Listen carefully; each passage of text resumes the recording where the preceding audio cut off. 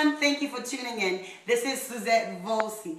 I am so happy that you chose to tune in today. Now, this is day 8 of the transformation, Daniel 21-day fast. I feel so great. I don't know how you're doing out there, but I hope that you're still holding on.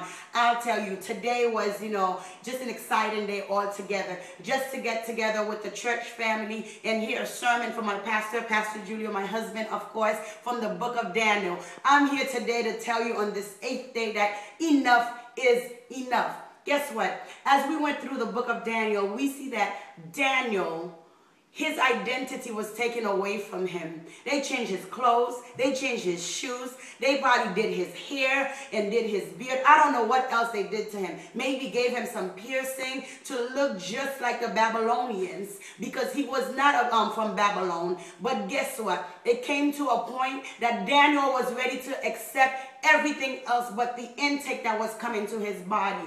In the first chapter of the book of Daniel, it tells you Daniel restricted himself of the food that the king was eating, the delicacies of the king. He said, you know what, please just feed me vegetable and water, and I'll show you after 10 days I will look as good as anybody else. He had to make a choice because there was a belief that he had. There was a conviction that he had. There was a God that he believed in. For his situation, he knew that God had to work in his favor. For this reason, he did the restriction. Now, he accepted all the other changes. He even accepted for them to change his name. But guess what? When he went ahead and did that fast, he came out even cleaner than anybody else who was eating everything that the king had served them from his table. At the end, you all know the result, that God worked on his favor. And even further on in chapter 9 and 10, it shows you how Daniel went on to do another fast, the 21-day fast that you are on today. But let me tell you, as you are seeking direction,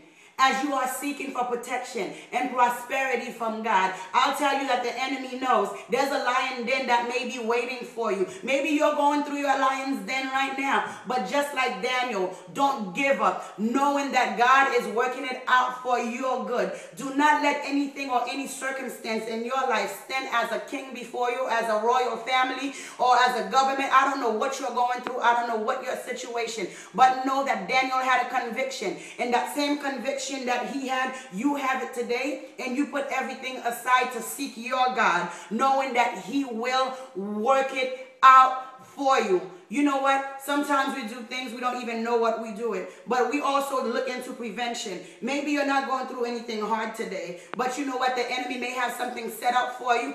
Doing this fast now, you will need somebody in that lion's den with you. In that dark moment that you have to go through, in that decision that you have to make, you will need that God. So let's fast toward the end of this year with the anticipation, no matter what comes our way, that God has it under control. Just like he stepped in the fiery furnace with the 3 young Hebrews, Meshach, Shadrach, and Abednego. He can do it for you. Just like when Daniel stepped in that lion's den, he had no worries because he knows whose God he's serving. Prepare yourself, no matter what may come your way, that on your behalf, God has your back. May God bless you. I love you. I want to hear from you. Do not forget to check out the blog at hopeoutreach.blogspot.com. Your fellow fasters are posting. Go ahead, support them, answer them. Let me hear your concerns, your questions. I really want to pray for you. Also, inbox me your prayer requests because I really want to add you to the list. I love you again. Until next time, bye-bye.